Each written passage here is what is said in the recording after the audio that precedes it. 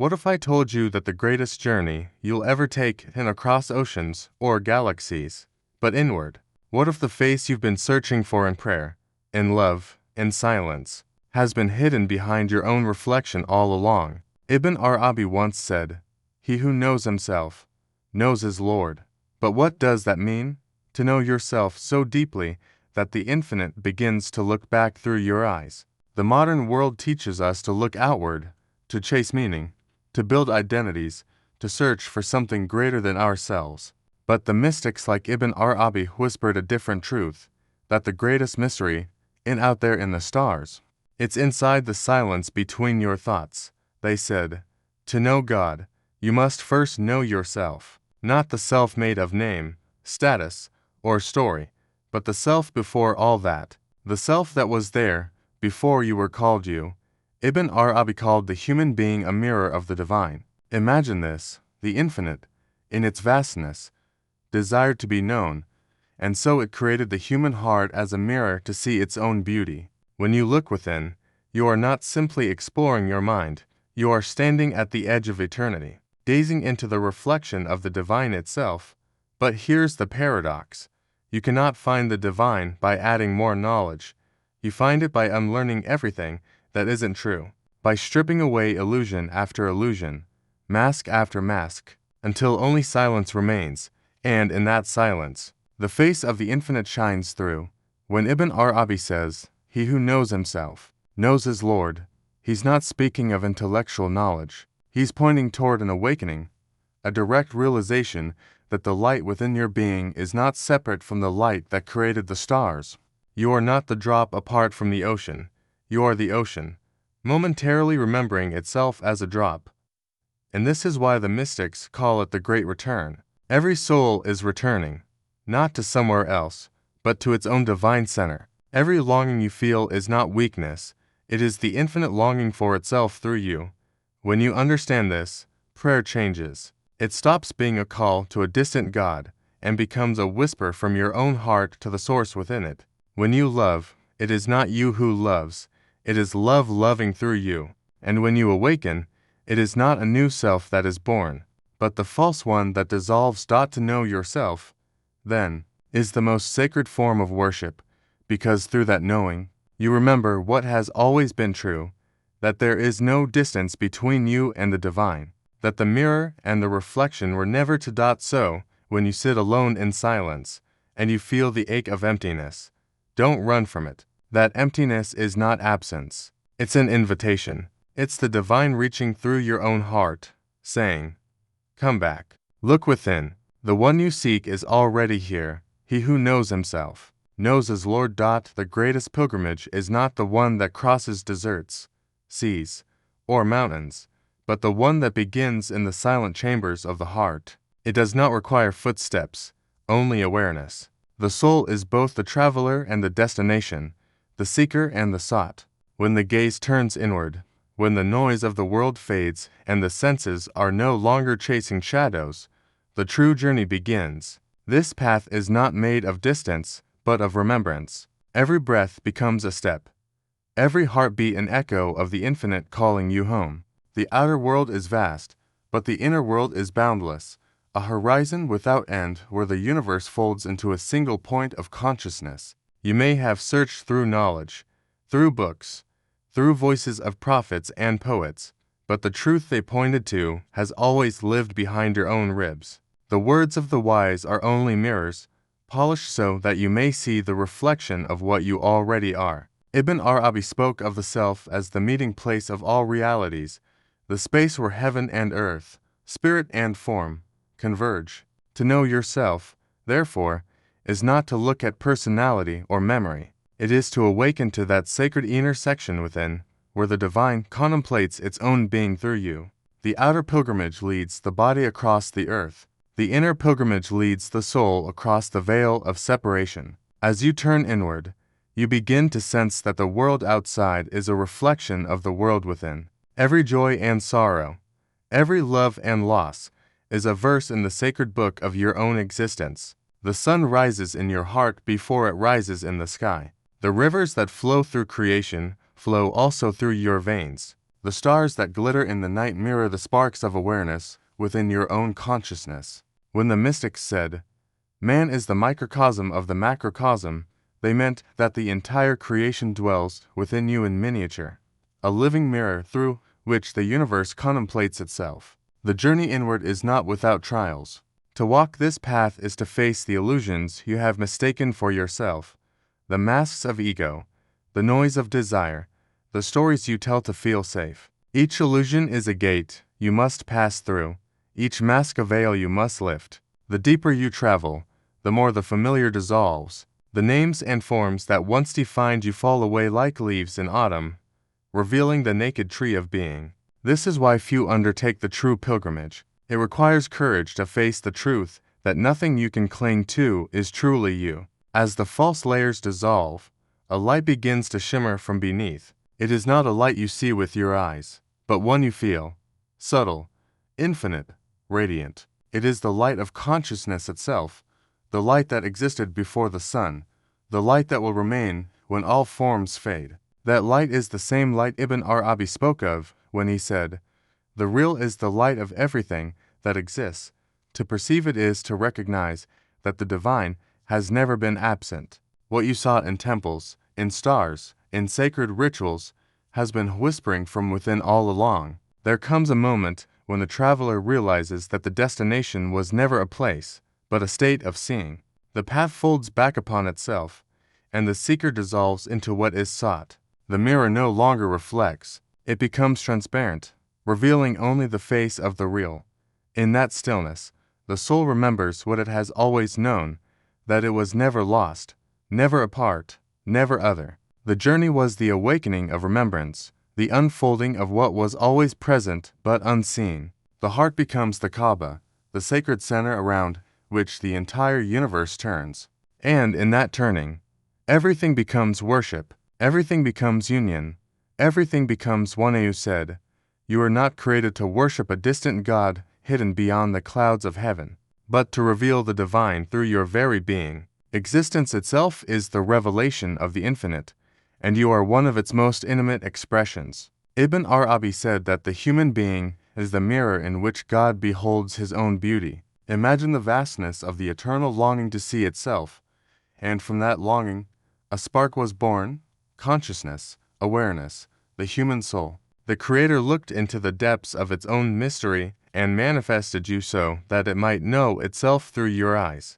The heart, then, is not a vessel of flesh. It is the throne upon which the divine sits to contemplate its reflection. Every feeling, every thought, every breath is a ripple in that mirror. When you love, it is the infinite remembering its own tenderness. When you feel awe before the stars, or peace in silence, it is the divine within you awakening to itself. The mirror may be clouded by the dust of forgetfulness, but its nature never changes. No matter how covered by illusion, the mirror remains pure beneath the veil. The work of the seeker is not to create light, but to polish the mirror until the reflection becomes clear. This is why remembrance is sacred, not because it calls something far away, but because it unveils what is already here. To live in awareness of this truth is to transform the way you see everything. You no longer look at the world as a collection of separate objects, but as the endless play of the one seeing itself through countless forms. Every being you meet is another face of that same infinite essence. The flower blooming, the wave breaking, the laughter of a child, all are fragments of a single mirror reflecting the same light. There is no place where God is not. There is no heart untouched by His presence. To look deeply at anything is to gaze into the eyes of the eternal. Yet, the human heart has a peculiar power. It can recognize itself as the mirror. Rocks and rivers reflect unconsciously, but man reflects with awareness. That awareness is the divine spark that makes you capable of knowing the one who knows. The journey of the soul is not about reaching toward God, but about awakening to the realization that the divine has been reaching through you since the beginning. The longing you feel to know truth is not yours alone. It is the infinite longing for itself through your form. When you forget, you fall into duality, believing that the mirror and the light are two. You imagine yourself as a separate being looking for a hidden creator. You pray upward, not inward, and you seek love as though it were outside you. But when remembrance dawns, when silence deepens, and when you look within with sincerity, you find no you apart from the light that gazes back. You find that every beat of your heart is the pulse of the infinite. Every breath is the divine breathing through creation. The mirror was never broken, only misunderstood. The beauty of this realization is that it restores sacredness to the ordinary. Washing your hands, speaking a kind word, watching sunlight move across a wall, all of these become acts of divine remembrance. To know yourself is not to gather more knowledge about who you are, nor to decorate the mind with philosophies and beliefs about your identity. It is the art of unmasking, the slow dissolving of illusions until nothing remains but the truth that cannot be spoken. The self most people know is a collection of borrowed names, roles, memories, opinions, and fears stitched together into a story called me.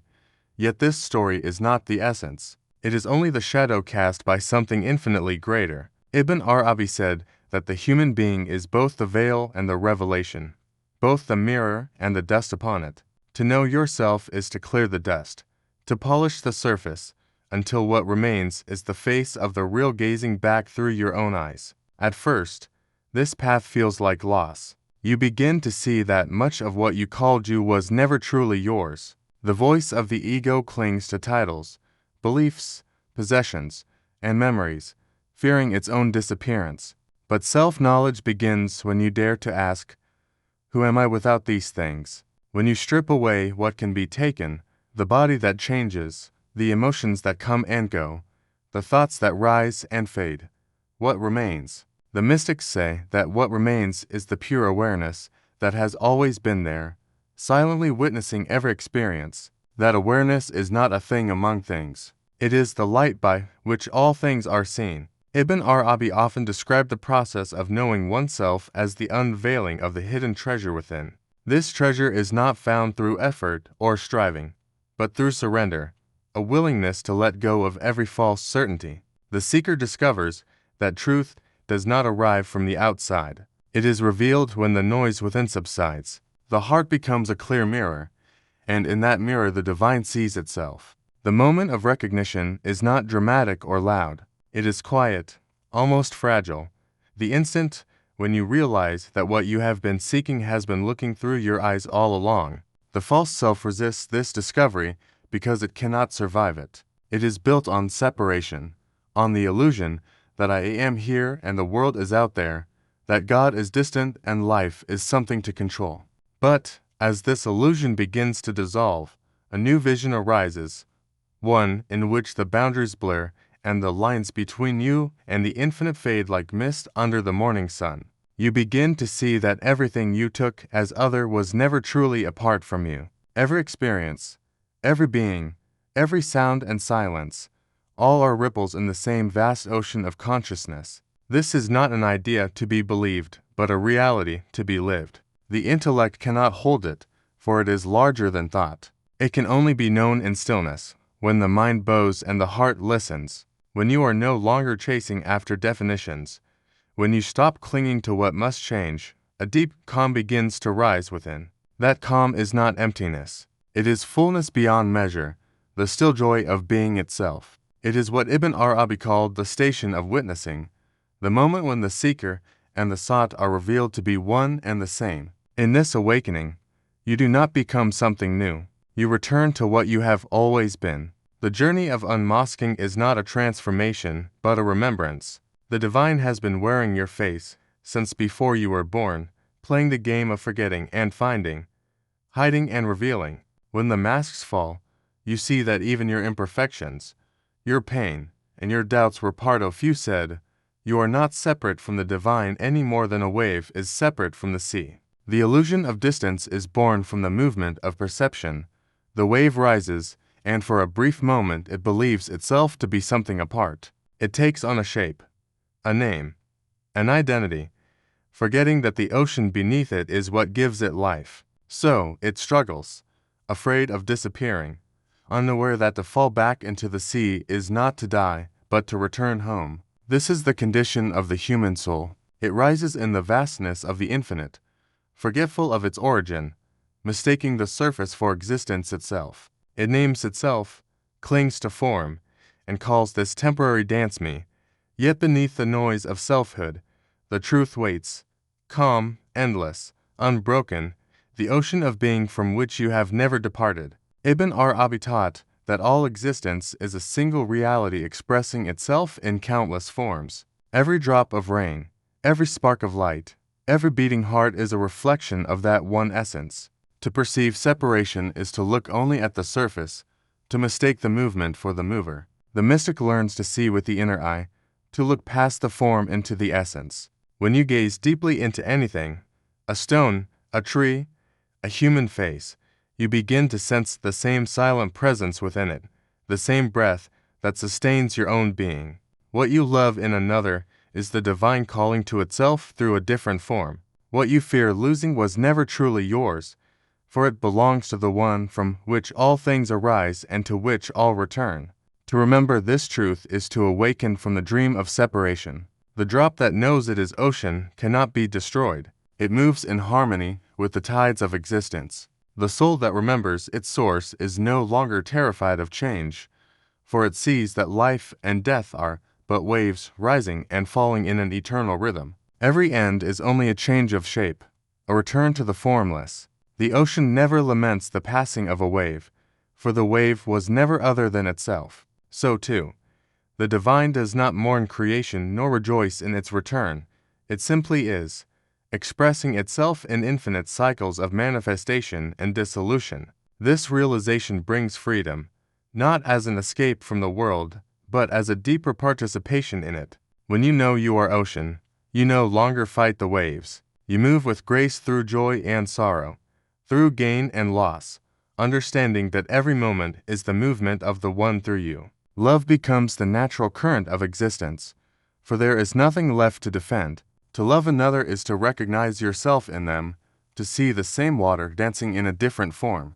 Compassion arises effortlessly, not as a virtue to be practiced, but as the spontaneous expression of unity remembered. Yet this awakening cannot be reached through thought alone. The mind speaks in divisions, this and that, you and me, heaven and earth, but the heart knows only wholeness. To feel the ocean is to fall silent, to let go of the need to name or contain. The mystics called this fana, the dissolution of the self, not into nothingness, but into everything. When the boundaries of I dissolve, the infinite rushes in, and what remains is awareness itself, vast, luminous, unending.